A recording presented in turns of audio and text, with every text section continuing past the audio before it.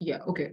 So likelihood analysis is extremely important. And what does that mean? Now, if I'm saying that, look, the world will be a better place because of what I am proposing, I also should be able to tell you what is the worth in my proposition, right? Why do I think when I do something, this is the likely consequence that's going to be of this action, right? Which is to say that I am saying that, okay, carbon tax imposition should happen. But then carbon tax imposition, if it happens, what is it going to look like in the society?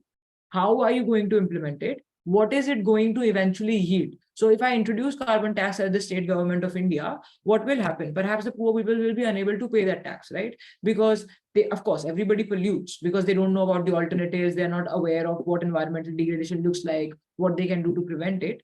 So as a result of that, they tend to pollute more. But then the problem is that they pollute more and then they have to pay a tax for it. This means that one, they don't have access to education, because of which they don't know how to alleviate the environment. But secondly, they are paying for this in access to education, right? Something that's supposed to be the government's burden, the poor is paying for it in the form of carbon tax now, which means that the likelihood analysis of carbon tax working is very low on my side of the house, because I'm saying that carbon tax will be able to solve the problem of environmental degradation, but I'm unable to prove the worth of it by proving the likelihood of that being possible, right?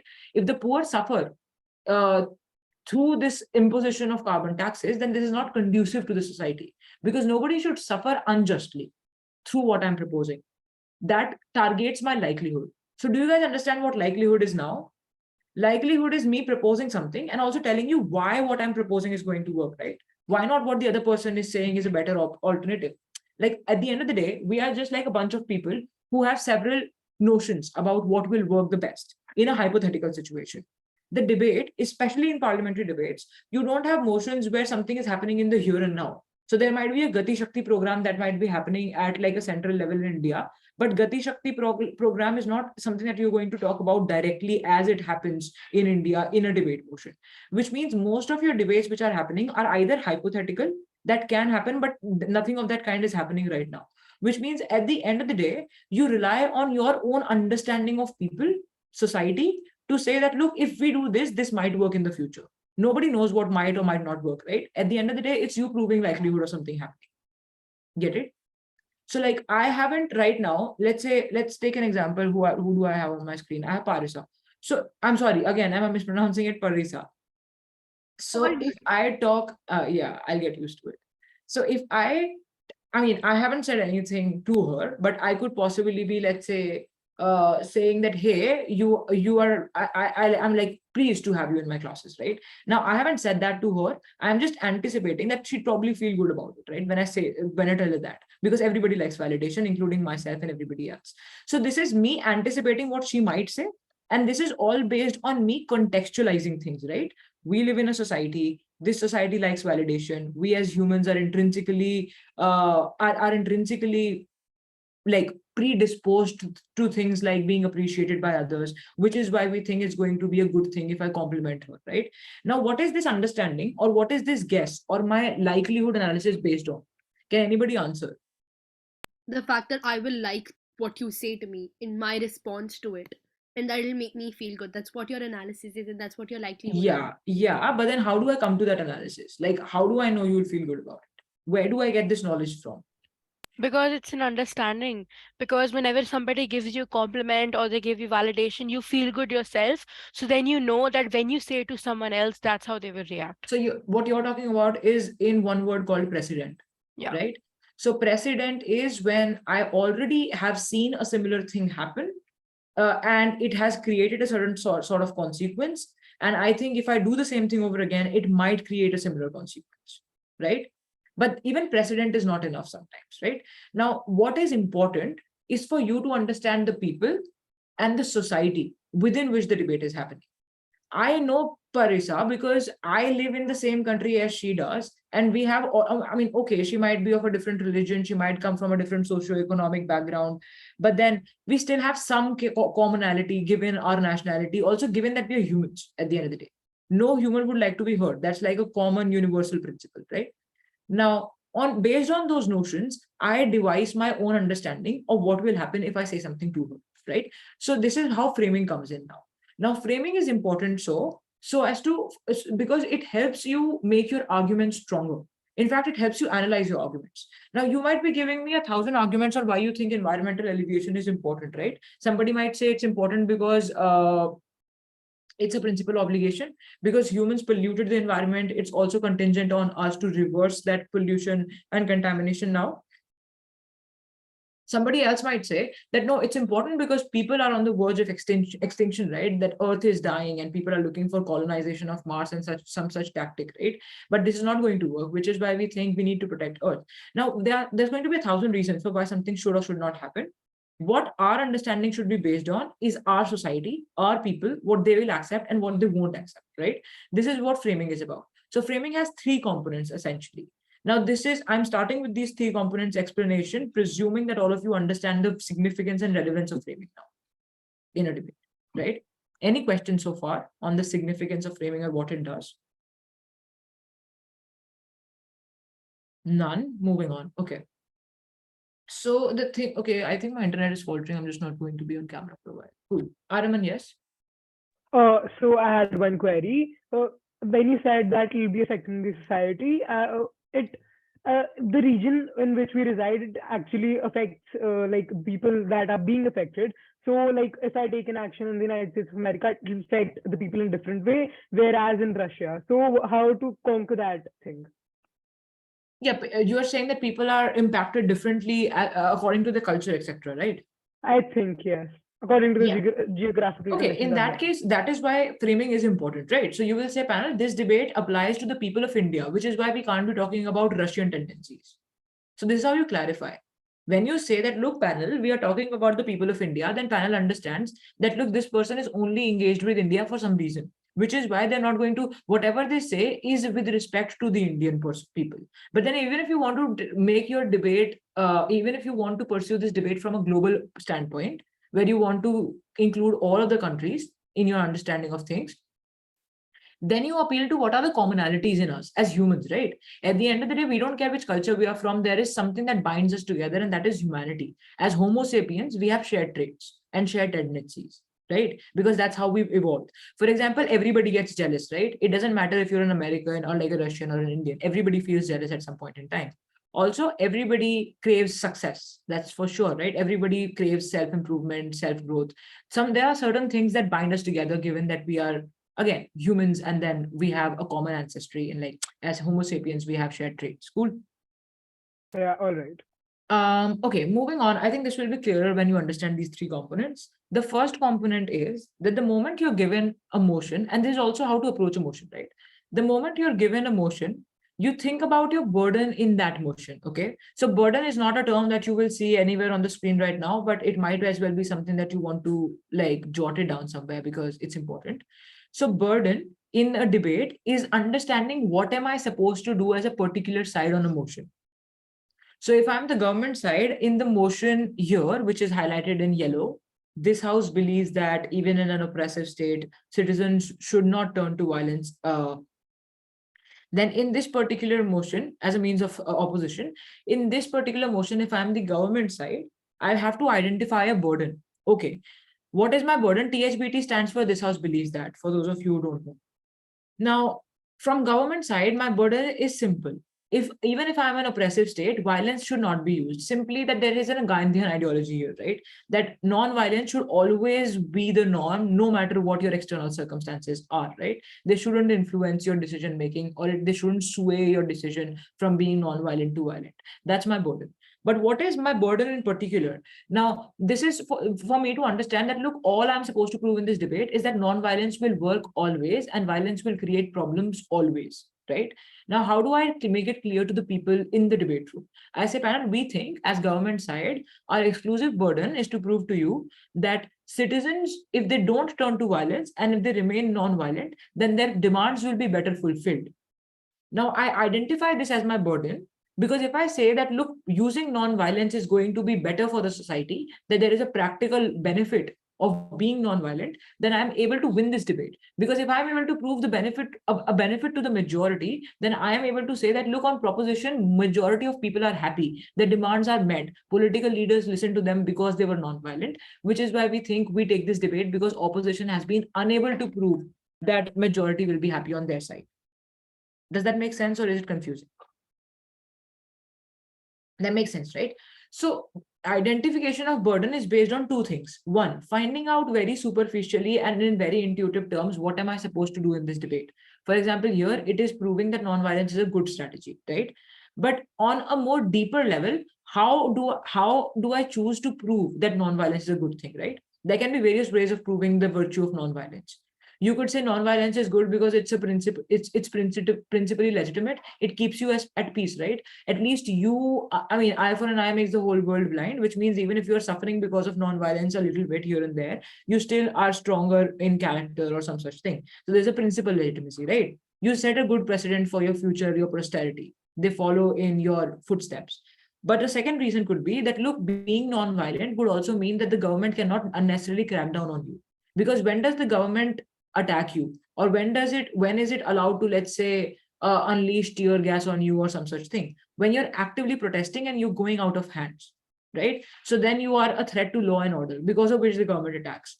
To curtail this tendency of the government to have your protests last longer, you have to be non-violent. Get it? So this is my burden. If I prove that, look, being non-violent is eventually going to lead to betterment of the society because citizens will be listened to, then I take this debate because I prove that the society is better off on my side of the house by the end of this debate. Okay. Moving on to characterization now. Once you have identified your burden, this is the first thing that you do the moment you receive a motion, right? Once you identified your burden, you go on to framing.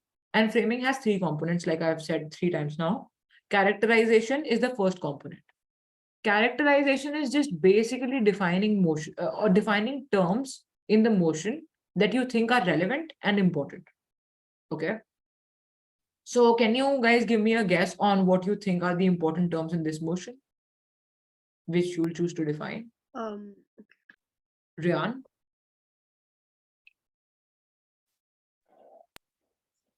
Yes, ma'am. Can you hear me? Yeah. Ma'am, one of the first terms that I would like to define is an oppressive state, because it can be relative when you're thinking of it can be relative. An oppressive state can be a relative term, because an oppressive state in comparison to what other countries? For example, Afghanistan is dealing with, or at least it was, with the Taliban at one point, and that was a huge that I would call that an oppressive state, but others Right. may refer to oppressive state as a much milder case scenario. So defining an oppressive state would be one of the first terms I'd like to define.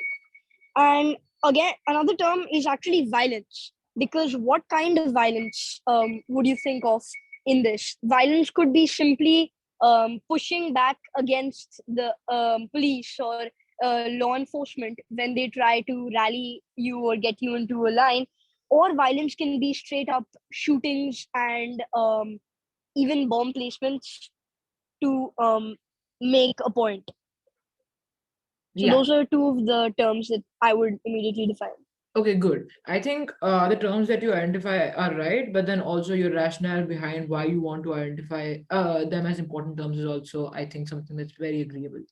So before I come to the rest of you, just one thing, right? What do we know from how Ryan chooses to characterize terms? He is characterizing terms or choosing to characterize terms which are subjective, right? Which can be defined in two different ways and radically different ways, right?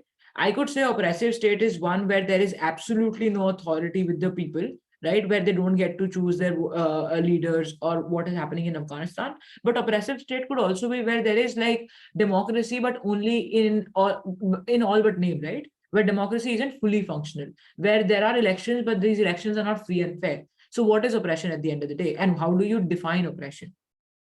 So what an important takeaway from this response by Ryan should be this, right? You need to define terms which are subjective, because wherever there is subjectivity in the debate, the other side will try to manipulate it into to bring it to their favor, right? For example, if I want to say that even in an oppressive state, citizens should not turn violent, then I will try to say that even in an oppressive state, there is some order, right? So that people can't talk about violence being justified in the defensive mode. Get it? So like if I say that, look, an oppressive state can be very, very brutal, right? They can even try to kill you and smother you. Then it's okay for people to be violent, right? Because in self-defense, violence is justified. So if I want to take away that point of self-defense, I will say that oppressive states also have some repercussions to being brutal, which means they're not going to be brutal to an extent where they are actually facing the wrath of the people or something, right? I have to just mitigate the kind of harm that oppressive state can cause. Because if oppressive state can be extremely and life-threateningly violent, then it's justified for people to also be violent. But then that works in the favor of which side? Side opposition. Yeah, that's right. That works in the favor of side opposition. If I'm government, I need to take away a layer of characterization and make it different for myself in terms of what oppressive state means. Do you get it now? Okay. Uh, Everybody can lower their hands because I think pretty much what I needed in terms of characterization and the identification of words was comprehensively done by Rian. I have other questions that I can ask you guys. Okay. So, Vedant, is there a question? No, ma'am. Yeah. Yeah, okay, okay. Cool. So that's about characterization. You identify the important terms, you see the subjectivity in them, you choose to use a dimension. So subjectivity also means that this one term has multiple dimensions. Remember that, right? Oppressive state could mean something such as what is happening in Afghanistan, but it could also mean countries like India, right? Where people say that, oh, democracy is slowly dwindling away. It could also be America. Or it could be Brazil, right? Where there's bombing happening and a similar episode is unfolding as it was in Capitol the other day. So also keep yourselves updated with what is happening around the world. Just like fleet through the newspaper, if not read it thoroughgoing. Like, yeah. Okay. Now, so oppressive state is a multifaceted term. Which facet of this, which facet it is that you choose to pick and capitalize on as a particular side is where the flair of a debater lies, right? Which dimension will benefit me the most is something that you have to determine when you're characterizing terms. That's important. Cool. We'll come to this later when we're practicing during mocks now. Also, onto status quo now. What is status quo and how does it interact with characterization? Now, okay, you have defined the terms for me, but then you also need to tell me where is this debate happening, right? So status quo is just basically a reference to where is this debate operating and why is it operating where you think it is operating. Two questions, right? So like I might say that a particular debate should happen in India, but just because I think it should happen in India doesn't mean that it will automatically be accepted as the setting by everybody else, right? I need to give you a rationale for why India, why not America? Why won't you talk about citizens and their right to choose violence in an American setting? Why is this uniquely relevant to India? So that you have to have a rationale for that as well.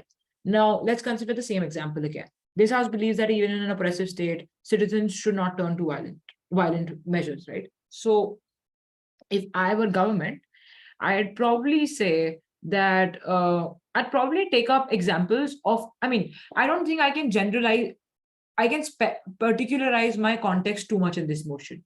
Okay. In some debates, you can say this is the country we're targeting, or the developing countries are the ones we are targeting, because this particular debate does not apply to developed countries.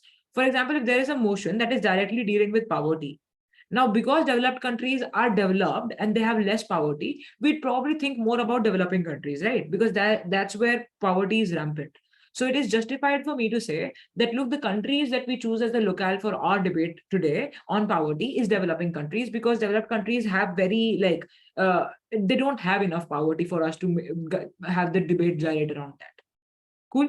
Now, in this particular motion, though, this debate could actually operate anywhere, given that any state could be an oppressive state in the times that we're living in, right? I could characterize the United States of America as an oppressive state at this moment.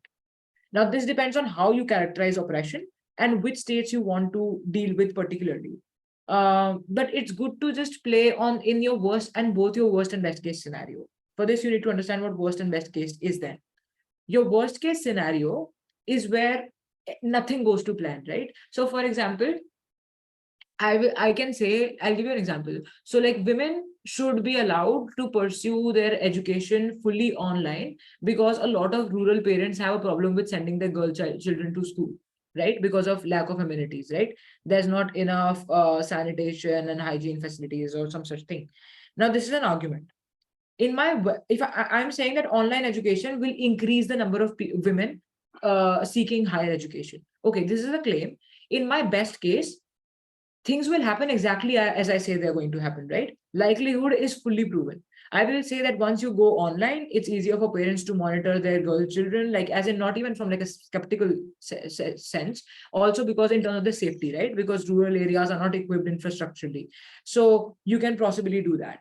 Now, but in your worst case scenario, parents will perhaps not allow their daughters to study, right? Because rural parents in rural settings might also be patriarchal intrinsically. They haven't been educated about like the virtues of feminism and how women should be allowed to study and like move forth in life and be financially independent. So maybe if women do not show up at schools and like some such setting, then women will not be allowed to study in the first place, right? They might just be logged into Zoom, just like how we did during the COVID phase, and wander around in the house or be fulfilling some errands or running some chores according to whatever the parents need them to do, right? So in my worst case situation, online education backfires, although I propose it. I hope you understand what best and worst case analysis is now. So in my best case, everything goes to plan, everything happens as I want it to happen. In my worst case, everything things might go downhill, right? How will you shore them up then? The best way to then think about an argument and the legitimacy of an argument from your side is to think about your worst case and how you're going to protect yourself against your worst case, right? So in my worst case, parents will misuse this privilege of online education and say that like deploy their girls or like their children at large in like household responsibilities and domestic chores. In that case, we can say that there's going to be possibly some governmental regulation, right? That if government is introducing online education, they're also going to introduce some regulation which ensures that women are able to study through this online setting and not necessarily like are exploited. There can be regulation, there can be something like a census, right? Where you find out how many women are happy with the online setting, how many women aren't happy with the online setting. We could have monthly counseling sessions for such women. We could have a lot of measures which ensure that there is no exploitation as such from the familial side. Do you guys understand? This is me dealing with my case in my worst case situation. Samikshak, is there a question? Yeah, won't showing your worst case scenario weaken your argument? No. I'll tell you why. Because if you don't talk about your worst case, probably the opposition will attack you with it, right? So it's better to preempt it. Preempt is just like to guess what the other side will attack us with and weaken it already. So their response weakens because whatever they were capitalizing on, you have already dealt with. Okay, got it. Yeah. So Ma'am, I have a question too. Yeah, Riyan. So, ma'am, just to clarify, so you're saying that it would be helpful to also give a lot of focus on preemptive and preemptive rebuttals, so that if you've already put across your worst case and strengthen the areas that you can improve, and that this worst case will also be better than the side the opposition is putting across or trying to suggest, then it would be better to give focus to that, right? It would be, yes. I mean, you don't have to obsess with this, right? You don't have to be obsessed with this, but then you have to always keep that in mind. I see a lot of people just working on their best case, right? Saying that no, just because we're saying something will happen, it will happen. No, I mean, that's not the line of thought to pursue, right? Because of course, in everybody's best case, everything is like a good thing, right? So Plato, I don't know if you know about this theorist, philosopher, he had the idea of a utopic society. Now, in a utopian society, everything goes to plan. Nobody is greedy. Nobody encroaches on other people's rights, and everything is hunky dory. Well, then that's not what debates are supposed to be about. Debates are supposed to be about the lived realities of people, and the lived reality is a little. I mean, it's not so pretty, right? There are problems, so you have to deal with them. I think keeping in mind the worst case just keeps you from being extremely utopian as you debate. That's important. Thank you, ma'am. Yeah. You're welcome. The third component is the stakeholder. Okay, so you understand status quo now, right? Where is this debate happening? But it's not always about specifying the geographical locale as such, right? Sometimes it's just me saying that, okay, I have been given a motion. Let's say it's okay, let's take the same example because it's right here on screen for you all to produce. Citizens should turn to violence. It's just, this is like a political motion, right? This deals with citizens and governments and how what the dynamic between the two stakeholders looks like. In this case, I can also define status quo in terms of what the political ecosystem looks like in various countries. That is also status quo. So once you identified a country, once you've identified a part of the world where this debate is happening, that's well and good. But that is only the tip of the iceberg. The better part of it is where you define the developing countries and you explain what makes developing countries, right? If I say that this motion should operate in the most oppressive of states in my worst case scenario, I am going to define what an oppressive state in the worst case scenario looks like, right? I am going to say that in the worst case scenario, there are no elections. People have forcefully taken over the highest public offices, and now they're absolutely wreaking havoc where women are not allowed to go outside. They have to have male companions or whatever I choose to characterize it as, right? I have to give you a very subtle yet practical understanding of what this world where the debate is happening looks like. Now, this does not mean that if this is a political motion, I will also explain to you how popular culture functions in Afghanistan, right? If I'm talking about Afghanistan in a political motion, I'm only going to restrict myself to the political climate of Afghanistan because this is a political motion. So the political climate of Afghanistan is the only relevant part of status quo that we want right now. But had this motion been on popular culture, let's say this house believes that that the people in Afghanistan should have access to OTT platforms, right? Let's say if that was a motion, then my understanding would be different. I would say that locale is still Afghanistan because the motion says it is Afghanistan. But then my understanding of status quo is now based on what popular culture looks like, right? How it is perceived by people, what kind of movies are made in Afghanistan, what kind of representation does popular culture give to women and minority communities. Then my understanding of status quo has shifted from politics to popular culture. So this is the difference. Now the world remains the same, but the part of the world that you choose to emphasize on and explain is the part on which the motion is based, like politics, popular culture, or entertainment, technology, right? Ekam Jyoti, yes? Yeah, I have a question. Like you were talking about this example of the debate of this topic you just gave. Like first, you were saying that you were focusing on a more political turn. So, is it possible for us to turn like our focus in a debate? Like, for example, the first speaker is mostly focusing on the political view, but then the second speaker, he or she, they start talking about like popular culture. So, will that be a problem, or can we do that? Can See, we focus on emotion yeah. in different ways? Actually, I'll tell you what, this kind of a digression is not very possible because how can you insert popular culture in a debate like this, right? I mean, Yeah. sure, there can be some ancillary arguments here and there, but that can never become the crux of your speech. Because at the end of the day, the central focus is still going to be on use of violence. Now, you can say the use of violence in popular culture, right? In movies, in web series, and how Yeah. citizens will be impacted by that. But that is only a link which you have to eventually join back to the political theme of the motion. Do you get it? All right. Yeah. So the thing in here is that, okay, there's another thing that I need to clarify, which I gauged from your question. Anything that, okay, whenever you come up with a particular case line is just the entire uh, understanding of the motion from your side that you have after you have prepped with your teammates. Yeah.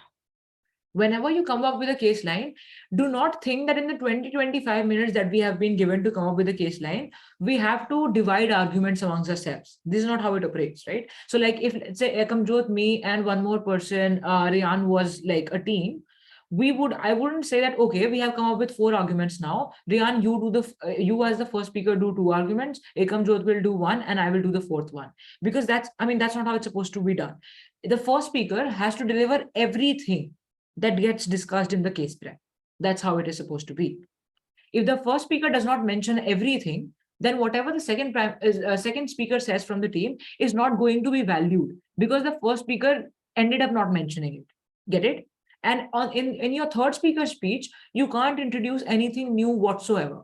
It's called whip dump. And whip dump is just basically new matter coming in the third speech, but then the other side does not have another speech to rebut this new matter. So it's called dump, and adjudicators don't count it in because it wasn't first initiated by your first and the second speaker. So the second speaker has some liberty to introduce new arguments, but then they still have to be linked to what the first speaker said. So everything you discuss during case prep, every single thing, framing, characterization, status quo, stakeholders, 3 arguments, 4 arguments, all of them have to be mentioned by the first speaker first. Is that clear to everybody? Yeah, it's good. Give me a thumbs up if you're there and not zoned out yet.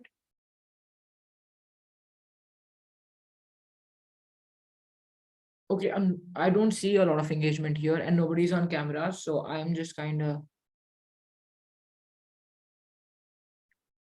cool. Okay. So that's about status quo.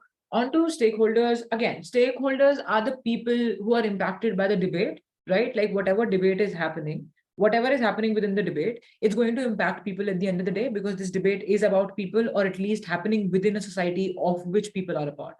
So in this case, the stakeholders can be the people you choose to support through what you're proposing, or the people you want should mend their ways because they have been the perpetrators of crime or like injustice or anything. It's just basically foregrounding the actors in the motion.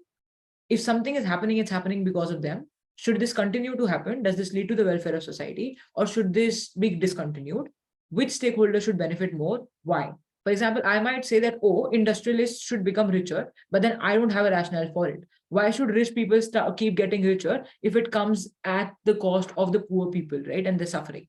So this does not have any rationale. I might say that I want to support like rich people and super powerful people in the society, but I don't have a strong rationale for that. But if I say I want to raise concerns from the minority communities, because minority communities for the longest time have been unheard, then it's sensible, right? Because we, like I said, debaters always function and operate with the end goal of bringing about a harmonious coexistence among people, right? And how does that happen? Through equality, through certain democratic principles that all of us stand by as a global society. So in that case, if I side with the minorities, I'm basically saying that this is to create a level playing field. This is to undo the injustices from the past. This is to renew the society as one which is better than it used to be. Cool. So that's about stakeholders. Now, in terms of in this particular motion, would anybody like to give me a set of stakeholders, or perhaps one stakeholder per person? Just raise your hands and I'll yeah, have you answer. Parisa? I think one of your major stakeholders is the state itself. Sure, yes, that's right. So what this response tells us is also that stakeholders don't necessarily have to be individuals. They can be a proper organization or a collective as well. Right. Well done there, Vedant. I feel it's like protesters in general because it affects the total impact that protest has. Okay, fair. Right. Rian? Ma'am, I think there's also the aspect as a stakeholder of other countries, because in that aspect, all trade, all imports and exports are a huge add up to the GDP, and that will mainly become closed if there are protests. Yeah, good. I mean, that's a nice example of how stakeholders are not always explicitly mentioned in the motion, and sometimes you have to devise stakeholders by yourself, right? Yes, ma'am. You extend your line of thought and you think about what the long-term implications of this motion are, and then you come up with new stakeholders, which is a nice thing to do. So well done there. Ekamjot? I think it's better instead of mentioning something or someone individual to actually focus on the people in that state itself which are getting affected. Like we need to talk about how the problem, how how the citizens that don't have to use violence in this case, they get affected by this. We need to address them as a whole, and I think it would be better if we also give examples of the same thing that is happening in some other areas as well. So, there's like a significance between them. Okay, yes, fair point. So you're saying that the general populace suffers because of which they're an important stakeholder. Okay, passive stakeholders, because they Yeah. don't have an active role, but they do get impacted. Yeah. Okay, I have a clarification there though. Now, Ekamjot says that it's better to talk about general populace rather than talking about people who are particularly like in the eye of the storm because they were the protesters or they are the ones resorting to violence. Now, it should never be a choice between stakeholders, right? If you think you have a lot of stakeholders, just mechanize it well, right? Just start from like a very general perspective. Say people are our stakeholders, but even within this lot of like people in general, we think the most important section of the society is the one who is creating the havoc, right? Or perhaps not. If this is not the most important, then the people who are not creating the havoc and are suffering because of it. This is to say that you come up with a general understanding of who the stakeholder can be, and then you narrow it down. Okay, that's doable. So, like if you have people could be a lot of other things, right? There could be subsections within this set of stakeholders as well. It could be men, women, old people, children, people in terms of how they are communally aligned, what their religious affiliations are. It could be a lot of other ways through which you dissect the same category of stakeholders. So that's something that is advisable.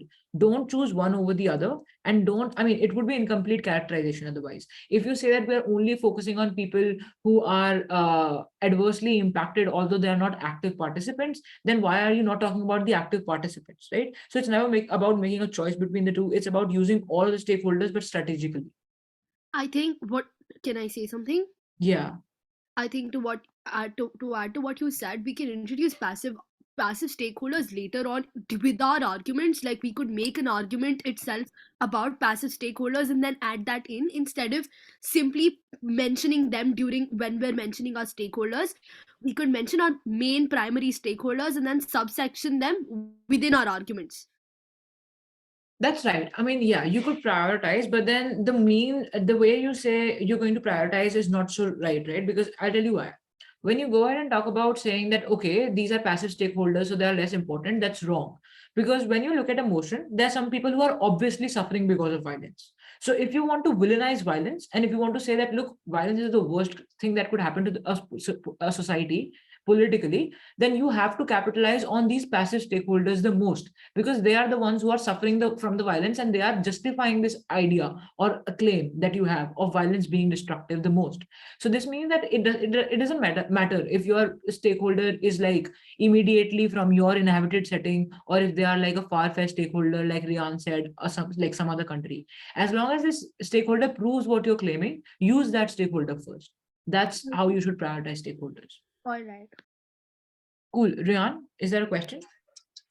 No, man, not a question. I just want to further add on to that. And passive stakeholders will be affected by the new laws that will be enforced and the stricter enforcements that will be put on because of the protest. So, passive stakeholders are also a huge part, because that's a great argument for the proposition to say that it will affect those who aren't causing the chaos as much as it will affect those who are, which is not a good way to run a country. So, that's Yeah. Yeah. I mean, that makes sense. But then as in when you practice on motions, which I think you should, and please do the assignments which I'm going to be giving. When you do that, you'll realize that it's not as simple as how it seems right now in our first session, right? Where we just say that, oh, passive populace is a stakeholder. Because even passive populace, what does that mean? Passive stakeholders. I mean, they're citizens in the country who aren't actively involved in a political problem, but they are suffering from the impacts of it. But then this does not mean that these people are apolitical all the time. Do you get it? So if they're passive stakeholders, they still have a political affiliation. What does that mean?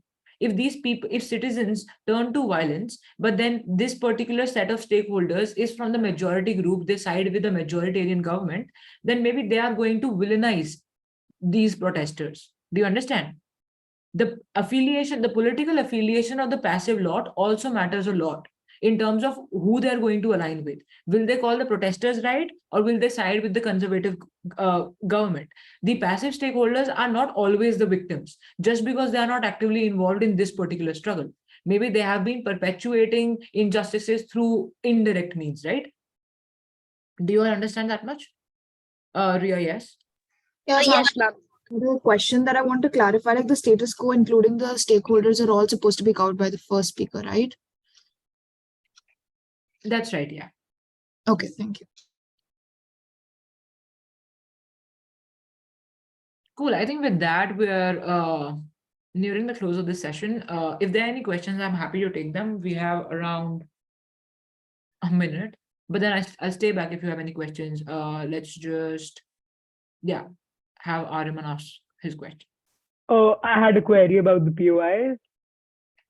Okay, yeah, you could ask one. Okay, so we are like the person who has to give the speech first. I have given my speech. I had a couple of questions. I have asked the opposition, and they now have delivered their speech, and I still have questions. So how will I ask that? If I've already, You'll ask already the done second that. speaker. All right. Yeah. Anybody from a particular side can ask any of the other teams members a question, but then the thing is that there is a way of doing that. I'll just come to POIs later. I have a separate slide on that. So more questions on POIs when we're dealing with that segment. Other than that, any questions so far on framing, because it's extremely important and you're going to be attempting an assignment by tomorrow, like tomorrow at 6 on this. So might as well ask any questions if you have them. Okay, just one clarification from my side, which I just got reminded of. Characterization, status quo, and stakeholders are interrelated components. Please don't be too don't make it make a method of it where you just say that, no, I always start with characterization or I always start with status quo. First of all, there is no hierarchy in them, which means that you can start with stakeholders if that suits you best, and then deal with characterization and then status quo. Just jumble it up if that's what suits you. But secondly, think of it as like an integrated thing. At the end of the day, all of this combines to give you a really nice framing. If you have come up with like a good matter for each of the components, then it leads to quality framing, right? What is framing? Where you are able to say that, panel, this is the society we live in, which is status quo. And this status quo is populated by these people who are your stakeholders. And these stakeholders have these characteristics, which is your characterization. So do you all understand how integrated this is?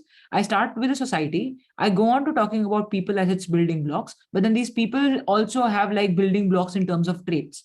So this is just getting into the depths of the society by starting with status quo, dealing with stakeholders, and then going on to the characterization. Does that make sense to all of us? Thumbs up would do, yeah.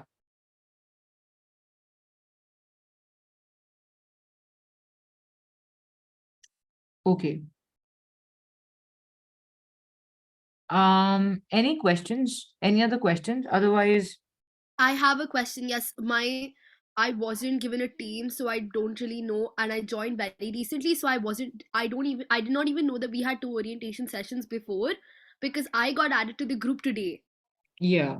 No. Those orientation sessions were for the people who did not. I mean, those were technical sessions about team formation, about what the fee for the tournament is going to be, what the training plan is going to look like. So all of those things. I'll just share the deck with you on DM, and then you'll understand everything, because there's this deck that you can read by yourself and come back with Alright. questions. My team also. Can you please? Yeah, team, I'll get back to you on that. I told you. Yeah, thank you. You're welcome. Anyone else?